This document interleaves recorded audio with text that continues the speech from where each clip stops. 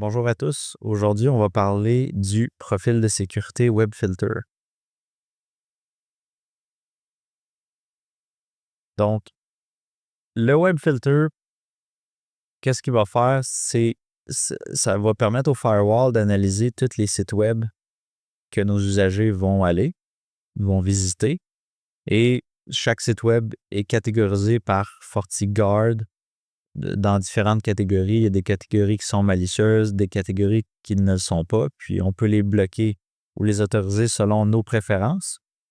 Le WebFilter ne requiert pas le Deep Inspection pour fonctionner, mais si vous avez le Deep Inspection, ça va vous donner plus d'informations sur le URL complet que le site web de l'usager va avoir visité.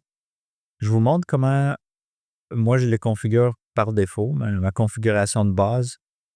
Donc, les catégories locales, j'aime bien les utiliser. Ça, c'est des catégories custom qu'on va pouvoir venir mettre des URL dans ces catégories-là pour soit les autoriser ou les bloquer manuellement. Parce que des fois, il y a certains sites web qu'on veut bloquer, mais qui seraient autorisés dans une catégorie plus grande. Puis il y a certains sites web qu'on veut autoriser qui sont bloqués par une catégorie plus large qu'on bloque. Donc ça nous donne la granularité de le faire.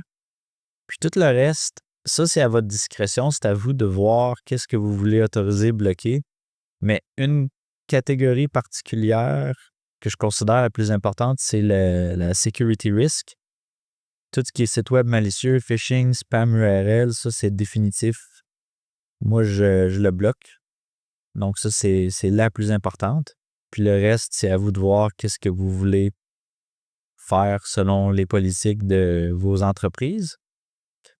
Ici, behavior, la catégorie unrated, quand c'est une catégorie qui n'est pas ratée, ben là, vous choisissez ce que vous voulez faire avec. Autoriser, bloquer. À vous de voir. Même chose ici, le behavior when FortiGuard is unreachable. Quand le FortiGate, pour une raison quelconque, ne serait pas capable de rejoindre les serveurs de FortiGuard, ben vous choisissez ce que vous faites.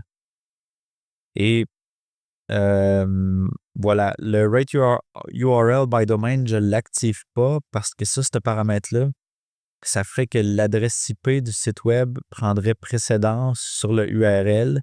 Puis dans certains cas, je préfère toujours me fier sur le URL parce que des fois, l'adresse IP, il peut avoir des faux positifs de ce que j'ai remarqué avec de se fier sur l'adresse IP comme primaire. Donc, je le laisse désactiver. Puis par défaut, il est comme ça d'ailleurs aussi. Bon, je vais tout de suite vous montrer pour les catégories custom comment ça fonctionne. Dans Web Rating Override, ici, vous voyez, vous faites juste créer une nouvelle Web Rating. Moi, je n'ai déjà fait une ici pour un test. Vous mettez le URL. Moi, c'est apple.com. Puis là, on voit que par défaut, il est catégorisé dans General Interest Business Information Technology. Moi, je le override, puis je le mets dans ma catégorie Custom 2. Custom 2 qui est bloqué. Donc, si je vais sur apple.com, j'ai ma page de bloc, catégorie Custom 2, mon firewall va le bloquer. Donc, c'est comme ça qu'on travaille avec les catégories. Ensuite, dans ma firewall policy, j'ai par exemple, j'ai deux règles. J'en ai une qui fait du deep inspection, j'en ai une qui ne le fait pas. Donc, on va voir un peu la différence. Si je viens ici, ça, c'est une machine virtuelle qui a du deep inspection d'activer. J'étais déjà sur Wikipédia, mais donc là, on voit, quand j'arrive sur Wikipédia, je vais cliquer sur, je vais aller un peu plus loin dans le site web. On voit ici, ça, c'est le URL complet que j'ai utilisé. Puis vu que je fais du Deep Inspection, ça va me le montrer au complet dans le FortiGate. Mais si j'en ferais pas, ça ne montrerait pas. Là, on va aller voir juste pour que vous voyez comment on voit ça. Si je fais un filtre par URL, donc on voit ici que je le vois de 10.9.9.1, c'est l'IP. On voit le URL complet. Versus que si moi j'irais sur le même site, si je suis exactement au même URL dans dans mon ordi ici, mais elle n'a pas de Deep Inspection. Donc, même si je fais un refresh, je le verrai pas. Moi, c'est 10.13.13.1 ici.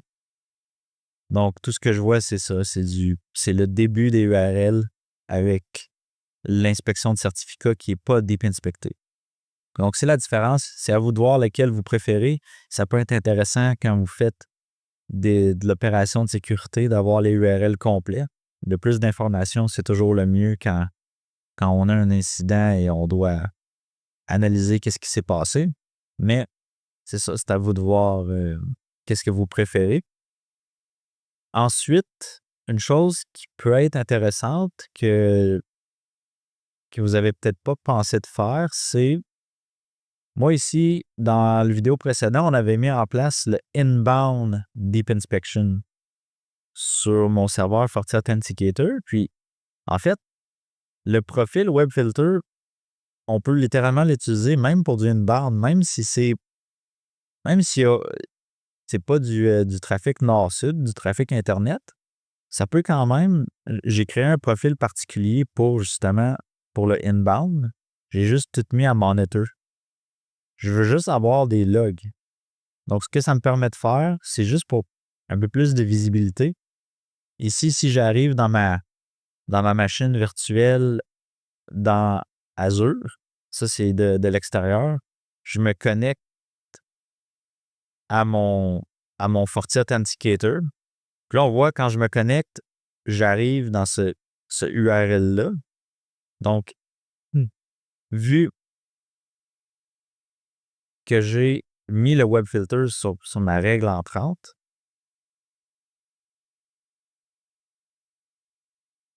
c'est quand même intéressant parce que je peux vraiment voir tout ce que les gens de l'extérieur vont aller accéder comme URL dans mon serveur à l'interne. Fait que ça me donne pas plus de sécurité, mais ça me donne des logs, ça me donne de la visibilité. Je suis capable de voir spécifiquement quelles ressources que les gens vont chercher sur mon serveur. Donc, je trouve que ça peut avoir de la valeur.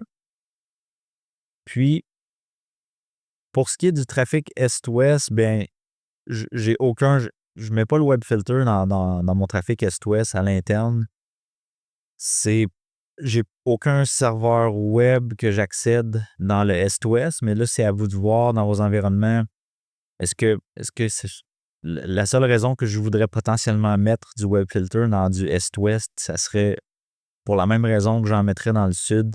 C'est si je veux avoir de la visibilité, juste être capable d'avoir des logs de toutes les URL dans mon firewall que les clients ont accédé.